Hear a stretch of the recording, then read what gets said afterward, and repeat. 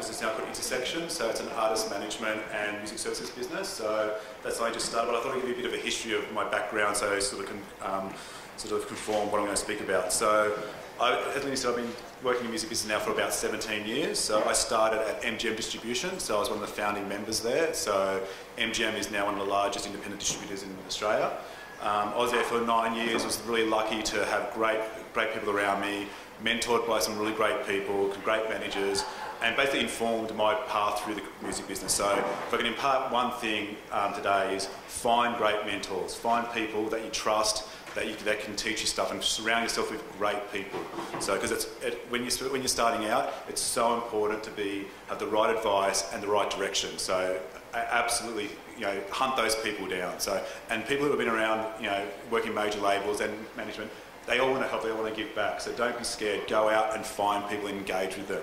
So I was there for 9 years and I left MGM and I went over to Warner Music. So over at Warner's I was there for a good 5 or 6 years. I was the head of Australian artist marketing there and basically looked after the Mushroom label and all the domestic artists. So everything from Eskimo Joe through to Evermore, Thirsty Merc, those sort of artists. So more on the band sort of spectrum, which is sort of my heritage with MGM. Worked there, went through the transition through a time where we're moving away from CD into digital distribution, which is obviously a big topic and still is today. And I think that that's still going on, as the previous speaker just spoke about. We're still about 10 years away from the death of digital, or death of physical. But it's a really interesting transition how we're still going to keep on going, and particularly with the Spotify and the streaming services. After Warner's, I worked for a year at ARIA. I was the associate producer for the ARIA Awards. So if everyone remembers the ARIA's the Opera House, if you loved it, that was me. If you didn't, it wasn't me. So there for a year, so I got to work with all the labels at stage, with the ARIA and all the organisations, and which is, from a point of view of looking through the industry through a different lens.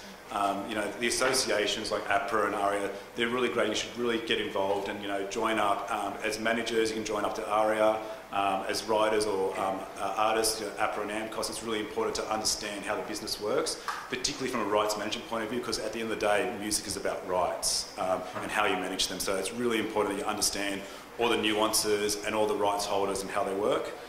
So after a year there, I did my time and I went back to record label land and I started working at Sony, which is, I guess from a Warner's point of view, the complete opposite. So Warner's is very much band-driven, and long-term sort of like album sort of artists. Sony, much more pop-based, tracks. I looked after X Factor and Australia's Got Talent and Idol. So obviously very pop radio, very TV properties and much more commercial radio, I guess. So it's much more about setting a platform and pushing an artist through structures through commercial radio and that sort of thing. So really important, great learning for me. So I think that working for a corporation like Sony Music is invaluable in regards to how, I guess, that side of the business works, that commercial side. And if you've got the opportunity, doing interns, I know Sony takes interns as well as Warner's, if you can get some internships around that, going from I guess an artist-based album label and also a track-based label like a Sony or Universal,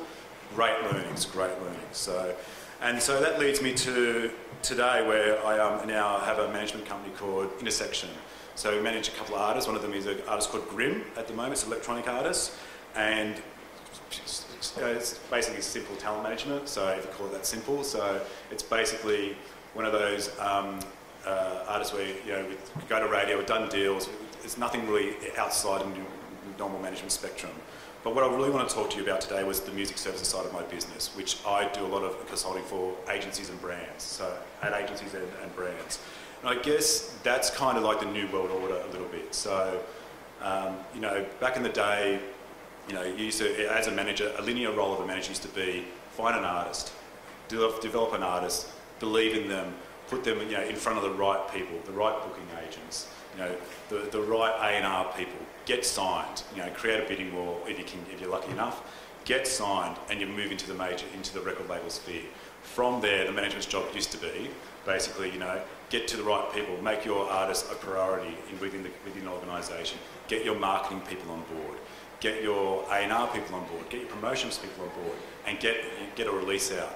From that, you used to then go into making sure you're a priority on the label. So it's very linear, it's very 1 plus 1 plus 1 plus 1. Get into the priority list at radio, get your song to the radio, manage your promo team to make sure you become a priority, you become the top 5 artists on that label to make sure they're going to put time into you. Because record labels, unfortunately, don't have enough staff, to be honest with you. So everyone's doing 5 or 6 jobs. So the idea when if you're lucky enough or unlucky enough to have an artist on the label, you need to work that label internally. You need to work every single person in that business. And the most important people are your marketing people and your promotion staff, because they're the people that actually are on the coal face. Your marketing people do your strategy. They, make sure that all the rights inside the label are being executed correctly. But your promo people are the ones that are actually out there. They're talking to media, they're talking to radio, they're talking to your streaming services, all those people, and to get your artists into that top 5 priority list. Then you've got a shot.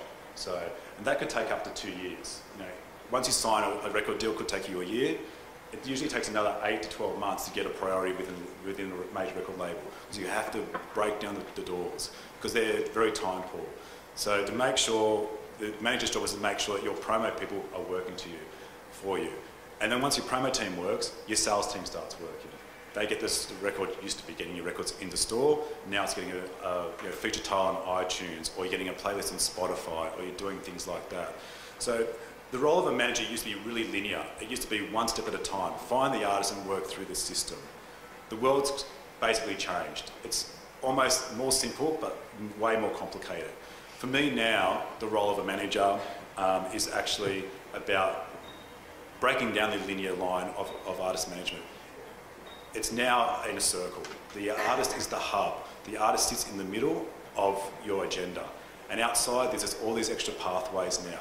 And be that brands, social, the old record company way, the radio, all the different spokes. But right now, artists sit in the middle. And as you guys know, it's so easy to be able to connect with your audience one-to-one.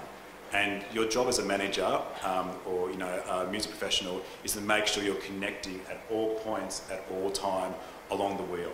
So, and nothing works in isolation. You can't fall into the trap of going, I've got a great social media following, and all of a sudden that's all I care about is my Facebook friends. That's great, but you also need to be working your live agenda at the same time. You've got to be working any brand opportunities, any sync opportunities. You've got to be working your record label, or if you don't have a record label, you need to be working your radio plugger or your freelance publicist. And without all those things working at the same time, nothing works. It only works in a little firecracker moment where you have a great little firework and a great little spark in the sky, but that's over. You've got to make sure that your platforms and your networks are all working in unison. And it's a really easy trap to fall into when something's going really well and you're forgetting about, okay, I don't have a live agenda. It's about, these days now, lighting spot fires everywhere. So get a sync deal somewhere if you can. Even if, there's so many sync deals now going out there in regards to online surf videos, skateboarding videos. Red Bull do it really well. They've broken a lot of artists over the last 5 years through their sports videos. But the artists that actually really cut through are the ones that have actually had other things going on. They've had a great live agenda, or they've had a really great social media following where they can all interact. And it's about playing off all those different pathways and all those different linear, circular cycles around. And as you start spinning them and spinning them and spinning them, you'll get momentum. And the idea and the way that artists work is momentum. Momentum is the most important thing. And as long as you're moving forward, it doesn't matter how fast, you're actually moving forward and you're progressing and you're developing your career as business people, as music professionals, and also as artists. It's really, really important. So, I guess, everyone keeps on saying brands, brand deals or sync deals are the new silver bullet. All you need is a great sync on a TV show, or all you need is a great, a radio hit, or all you need is, to be number 1 on iTunes for a week, or whatever it is. I don't believe that. I believe that you need all those things at certain points in time to keep on driving, and not all at the same time. You've got to make sure that as you develop your artist career, you're actually making sure you're doing them in the right order. Because if everything hits at once, you have a massive big flash, and everything's great, and you're buying champagne for everybody. 6 months later, it's all over. It's about staggering. So it's about looking at a marketing strategy and staggering through and utilising other people's networks. If you've got a brand deal or you've got a great sync or whatever it is, and leveraging them back onto your artist. So I think that there's a lot more ways and a lot more pathways now to develop your artist career, but it's really important to make sure you're doing them at the right time and not just focusing on one thing. You know, I speak to a lot of people who all they care about is going, I just need a brand deal, I just want to go get a massive sync for Beats headphones or Red Bull or Monster energy drink or whatever it is. They're great, but by themselves, in isolation, they're not great, because we can end up damaging your career more than you actually benefit it. You know, and you've got to make sure too that when you're making those decisions about your artist is what's the right thing for the artist, you know, because you don't want to be in a position where the artist all of a sudden you've been working for months or years developing some credibility, and in one fell swoop you could lose it all in a second. So you've got to be credible, you've got to make those decisions for your artists that are actually in line with their artist proposition. It's really important. You've got to make sure that you're utilising the other people's networks to drive your own network, you know. It's about collaboration. Collaboration is great when you're an artist. Artist collaborations, everyone knows that artists talk and artists work together and they create great work.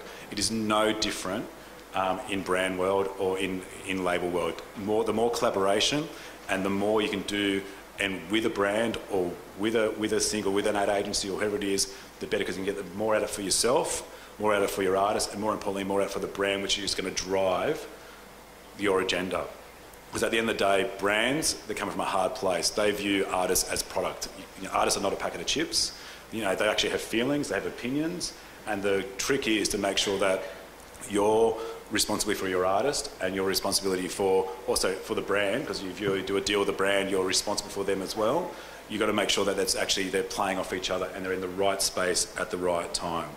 You know, it's really collaboration, and understanding those deals you do at the front end is really important. You know, you can't go running off and going, okay, I've just, you know, got $100,000 for a CC's ad, fantastic. You know, Lady Gaga just did that, it's awesome.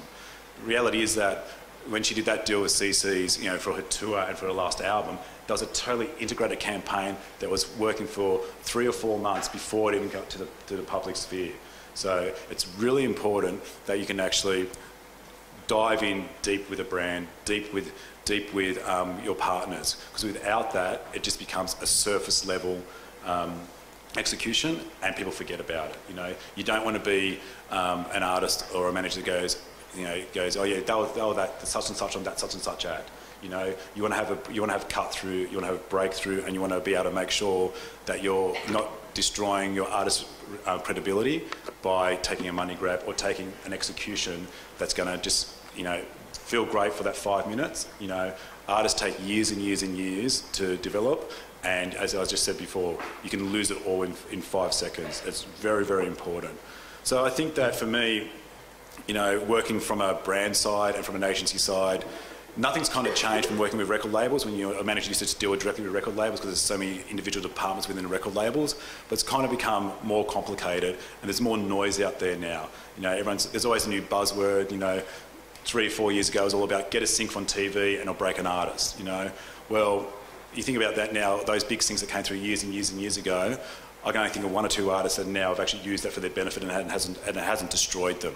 You know, same with, you know, brand deals are getting sponsored by a Red Bull or by or doing a car ad. You know, the poor potbellies. All you think now when you hear potbellies is the G-pad. You know, for me, they've kind of ruined their career. You know, sure, they get paid every year, nice, but you know, what have they done outside of the G-pad? I actually can't tell you. So it's very important that you make sure that when you're doing those deals and utilising the different pathways, and it's great as a manager these days, you've got so many more people to talk to, but you know, you've got to understand that, you know, they're not music people also, they're actually brand people. They're there for their brand agenda, and you've got to make sure that your artist doesn't get swallowed up in their agenda. And there's been some great collaborations with artists. You know, Beats have just done a great series of Aloe Black through overseas with a lot of sporting stars. You know, just won last month, you know, best music execution of this year, and it's fantastic. But Aloe Black was very smart. You know, it's a long-term campaign. It's over 6 or 7 pieces of content, and it's really done really well. There's keys to the artist, and it's done in a way where it's credible, and you know, that's helped launch into the States, which is fantastic. But you know, I can guarantee that conversation, or that brand conversation, probably took a year to get up and going. So you got to take your time, and you got to make sure that you understand what the brand needs, what the sync needs, or whatever it is, and make sure that it's actually in line with what your artist needs. So I think for me, working from a major label side and now working back independently, everything's changed, but everything's the same. There's still a lot of sharks out there. There's still a lot of people that will take the money and run. Great, that's fine. But if you want to be a true artist manager for me and want to look after an artist's career, you've really got to make sure that you really think about how you integrate with your record label, how you integrate with your publisher, how you integrate with even with your lawyer, your agency, and also now brand partners. Be it sponsorship from people like Pioneer, or from a music equipment point of view, right through to clothing. Some great collaborations with clothing brands. Music and clothing have always been really close together. And you see every day there's a new collaboration being announced between such and such and so and so. But the great ones are the ones that they're embedded. They're a long-term collaboration. They're thought through. Their execution is real. It helps the artist. It's part of the artist's agenda. It's also part of the clothing label's agenda. Tom Ford and Justin Timberlake, great example on the last record. Dressed the record, dressed all the film clips, dressed him. He did a designer range, and you think about that. Tom Ford, Justin Timberlake works. The reason why it works is someone thought about it, and probably not somebody. Probably about 100 people thought about it. But the manager's job was to make sure that 100 people did think about it. And I think for me, it's really important that when you start having brand conversations, brands are very active. Music is a massive passion point with brands at all levels, from shampoo right through to energy drinks. But you've got to make sure that you're not getting basically swept up and taken along a ride that you wake up a month later and realise, I don't want to be here anymore. By that stage, it's too late. Be very, very careful. But there's a lot of opportunity. I think that, for me, the most important thing also too when you're talking about artist's career and how, the world's changed, particularly in streaming, streaming offers such a great opportunity. I think that streaming is here to stay, as the last speaker said. I think that, we're going to get to a point where everyone in this room is probably on streaming services, and you don't own anything anymore. You're licensing music. And so where streaming services will actually really benefit is in about 10 years' time, when there's a long tail, when people are not going to turn off their subscription service, because they're going to have no music. So music services and streaming services are actually going to be ramping up, I think, over the next couple of years. They're going to be moving into video, they're going to be moving into content. It's going to be, they're going to be doing bundling packages with telcos. You buy a TV, you buy a camera, you buy whatever, you're going to have a bundling service. The trick is, from a label point of view or from a management point of view, is making sure that you're being remunerated properly for that. Because at the moment, from an artist point of view, streaming is fucked. Basically, you get two fists of fuck all. So, and I think it's going to change. And as labels are investing more and more into the IP, into these companies, it will change. But you'll find that these companies are going to start doing individual deals outside of labels. They're already starting with their big independents. But there's so much music out there and there's so much access, they're going to start going direct to people. So, and then when that happens, I think that things are going to really explode. Just like SoundCloud is exploding, it's really driving, radio, and SoundCloud's driving blogs, and there's a massive sharing mechanism behind that. I think that's where it's going. So SoundCloud, Google Plus, Spotify Beats, they're all going to be major players. Poor iTunes and those things. They're really, they're on their deathbed, I think. So buying digital downloads, I think, is going to be a thing of the past in 5-10 years. Even if you think about how you subscribe to music now, when you're finding things, I think that you're being, or you can tell me if you are, it's peer-to-peer. People are sending you links, they're sending you a SoundCloud link, or they're sending you something on Facebook or through Twitter, and people are discovering things that way. I think that's where the power is from a brand point of view, and from a management point of view, from an artist point of view, is connecting in with those recommendations. Peer-to-peer is really important.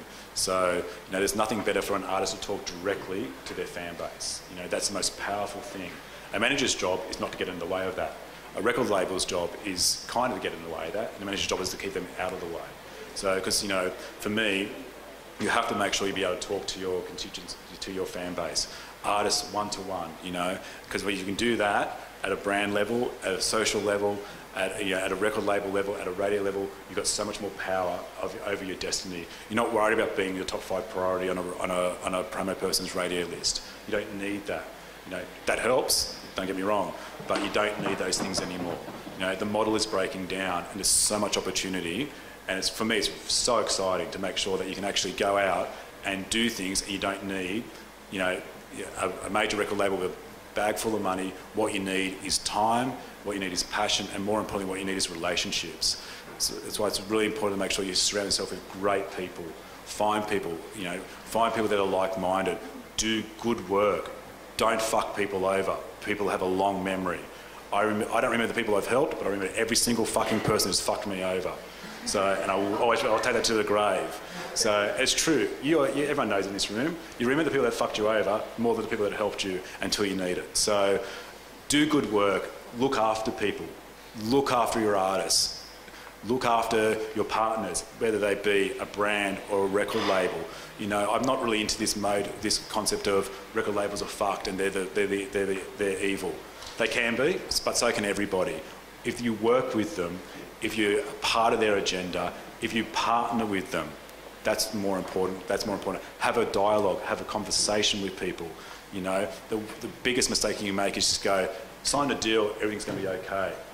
When you sign a deal, that's when the work starts. Whether it's a record deal, a publishing deal, an agency deal, a brand deal. That's actually when the real work starts, and that's when you can fuck things up. So if you're not across it, it's really important.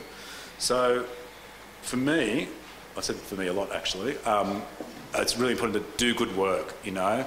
Surround yourself with people, find mentors, find people, you know, find your own little army. Find people that are outside, you know, I guess, direct music business. Find people that are in production. Find people, graphic artists, designers. Create an artistic community around your artists. Important, because they're going to bring things to you that you may not know that's in front of your nose. So have an extended network outside of music into the arts, you know, because that's what we do. We're in the arts. We're not in music, we're in the arts, you know. And arts, for me, arts are the most important thing in the world. Arts is what drives culture. Music is the most immediate form of art. It's contemporary, it's now, everybody consumes it at different levels, and that's what drives culture. Art drives culture. We can change, well, I think we can change the world by being great managers, being great artists. Because if you can affect somebody that wakes up one morning to do left instead of right, you may never know that, but you might have changed their life. It's going to add to this country, it's going to add to culture. So it's so important. For me, it's bigger than just being successful, having a gold record or an ARIA award. They're nice, don't get me wrong. They're fucking great, they pay the bills. But at the end of the day, for me, it's all about making sure you're doing great work, you're contributing to the artistic community of this country, you're contributing to, you know, the music industry or the arts industry, you're contributing. Because when you contribute, it opens doors and do things. And don't wait. Sometimes I'm the biggest advocate of this, or the biggest failure is that sometimes I wait till things are too perfect. Just do things. By doing things, you open doors. And it might not work. I've made more mistakes than I've probably made right ones, but you learn by them, it opens doors, and what you think might be a mistake a year later, it's not. So, but if you don't have that experience and have that learning, you're never going to know. So it's really important to do as well. So that's kind of my spiel, really. So I don't know if I even answered my pathway. Thanks, Lindy. So, questions? Any questions? Yep. Thank you. So you mentioned internships at the majors. Yep. As a musician, so predominantly, like I'm a singer, but I would love to work at a major, but how would I go about getting an internship there? Like, what avenue should I go down? Like, okay, if you're a singer, I would advise against doing an internship at a major record label. Oh, really? If you're an artist. And the reason being is that it's really good to know how the business works, but it could really corrupt you as well. Oh, really? From an art point of view. In what way? Like the creativity? Because they're corporations. Or? They're corporations. So, you know, like, you know, it might, you know, it may, and it may not for you, but it may really, you know, kill the will for you to live as an artist. I'll be honest, you know, it's a hard place. It's a business. Don't forget, record labels are businesses. They make money, right? They're no different than anyone else, right? And, you know, your job as a manager is to get an artist to help them make the money, because the more money you make them, the more money you earn yourself, right? I think that if you're an artist, when I was at Sony, there was a couple of artists who came and worked as interns, and it just killed them. It really did, because they start thinking about not so much about their art, but more about the business. Yeah. And I think if you're an artist, you've got to be an artist. Yeah. If you want to, I think there's the art of business as a music professional. Absolutely. But I think there's better ways for you to learn the industry outside of doing an internship at a record label, major or independent. To be honest with you. That's just how I feel. I could be wrong. Yeah. But if you want to do that, if you do want to roll the dice and kill your will to live, they all have intern projects. Sony has one. It's one of those things where you just ring HR. They have a form you fill out, and they take applications. I think every 6 months. So I know Warner's has that now as well. Because there are some. I have applied for EMI, and there are some waiting lists, and you don't know how long it'll take. But you don't know. How can you push yourself up that waiting list kind of thing? By knowing people. Just knowing people. To be honest with you. I also had another question. When you're, say if it happens, you're getting signed to a major label, there is a lot of, people always talk about, oh, they're the devil, they're really bad. What do you look for in a contract that should stick out for you just to be safe, just so you can stay away from the bad side of a label if you get an offer? Okay, so contracts are pieces of paper that are only brought out twice. Once when you sign, and once when there's a problem, basically, right? Yeah. So contracts are all about money and rights.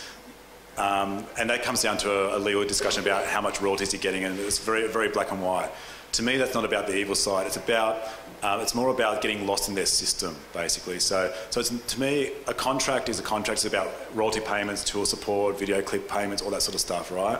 And that's your manager's job to negotiate the best deal you can. What you need to have is a great manager who has great relationships within the label, basically. So with the marketing people, when you sign to a record label, you're assigned a marketing manager. That is the most important person to have a relationship with inside the business. Because they're the person that every day goes to meetings and talks about their artists. And they may have 10 to 12 or, I had 40 artists when I was at Sony. I didn't look after them personally, but, I ran Australian artists. We had 40 Australian artists from all different levels. There was 6 marketing managers under me who looked after those artists. But so you think about it, they've got local artists and international artists. So the manager's job is to make sure that that person is always thinking about you, but in a nice way, not in a way where you're getting a phone call every fucking 5 seconds, because that just pisses you off. Yeah. But, so have a relationship with your marketing manager. Secondly, have a relationship with the head of promo, who basically makes sure that your publicist and your radio people are working for you. So it's relationships. So contract to me doesn't really define how good or bad a record label is. It defines how good or bad the deal is. Yeah, so it's pretty much what you put out there, your personality. If you're rude and whatever, that's what's going to come. Here's a really good example. Okay, so Artist X, I'm going to call them Artist X, used to come into the office at Sony, would walk straight through, not say hello to anybody on the floor. Basically, so he walks through to my office, he walks through all the coordinators. So it's the social team, it's the publicists, it's the marketing coordinators, right? To walk through to, the A&R team and where I was, okay? Did not say hello or goodbye or how's your day or whatever to anybody. In and out, right? Opposite of that, Artist Y used to come in and used to take 45 minutes to go from the front door to my office because they stop and talk to every single person. The coordinator, the social coordinator, the marketing coordinator, everybody. And so who do you think got more attention within the label? Yeah, okay. No matter how good their hit was, right? So, and the thing is, when something's going well, this is the other thing to think of as well. When something's going really well, everyone's your friend. Everyone wants to make it work because it's going to be a hit. Everybody wants to be attached to it, yeah? When you need people is when things are tough. When people are going to spend an extra 3 or 4 hours after they finish work working on you because they like you. Yeah. It's as simple as that, And I can guarantee you, all the people that were working back at record labels are going to be working back doing their passion projects, the projects that they like that is not a priority for the label because they're not in that top 5 list or that top 10 list, but because they like them and they're thinking about ideas and they're doing things off their own bat. So it's about relationships. So say hello to the receptionist, right through to the person you're going to meet. Very important. I just had a question in regards, because you spoke about two concepts, the first being credibility and then the second about being a go-getter. Yep. I have the opportunity to manage a band whom I don't particularly believe are going to go very far, but I've never managed a band before. So I find myself at like an intersection between, do I go for someone who could effectively affect my own credibility, yet I would gain the experience of understanding avenues of the industry. Would you wait out and find a band that you think is going to make it big, or would you sort of get yourself out there and go forth? I would wait out to find a band that you believe in, no matter if they're going to be big or small. It's about belief, sort of thing. So I don't think that I personally would never make a decision on managing an artist just because they're going to be successful. That conversation never enters my head. I want to work with artists because I actually believe in them. So, and because I believe in them, I believe I'm going to help them to be as successful as they can be. So, to me, it's not about, look, I did X Factor for 3 years, so fucking hell. So I know, yeah. So I think that did I think anyone would ever have a long-term career? Some of them yes, some of them no. But the ones that have sort of kept on going are the ones that they had the belief in themselves, and I think that they had belief in the people around them. So I think belief is more important, not belief in them as an artist, not the belief in their commerciality or their success metric. So I think it's important to do things and manage an artist and get the experience, because I think by doing you learn. This is an industry that you have to do to learn. There's no manual. Everyone does it differently. There's no rules. Everything I could say, the next speaker can come and say is a complete pile of shit. But that's how I operate. So, but you need to develop your own style. But so, I think doing things are great, but I would not do things because it's a monetary gain or you think they're going to be successful. I do have a passion and belief are most important, because it's going to be hard. And if you're going to get calls at 2 a.m, which you will. You want to be able to pick it up and be excited and vibing about it, not going, holy fucking hell, I wish this person would fucking stop ringing me because I don't think they're going to go very far. So I think you've got to look beyond that. My question is in regards to what you were discussing with integrating, brand strategy and all that sort of thing. Is there a difference in your experience between the indie artists and the label artists, like the commercial side, where certain things need to be prioritised in branding strategy between indies and commercial artists? Like, as an indie artist, you need to get your name and promo out there a little bit more and prioritise that. Whereas if you're a commercial artist, usually that's done by the label, so you should maybe focus more on your artistry and songwriting and all that sort of thing.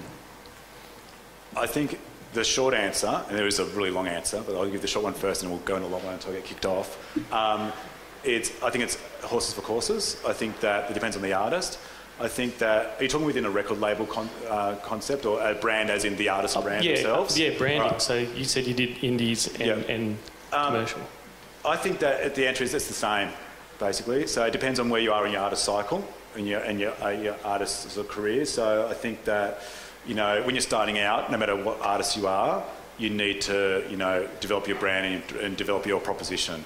I think when you're with a label, if you're lucky enough to sign a deal very quickly and you've got a team around you, I think that's actually could be a little bit harder because, really when you sign to a label, they want things now and you're sort of growing up in public a little bit. So I think it's actually a little bit more dangerous because you make mistakes and everyone sees it because there's a lot of focus.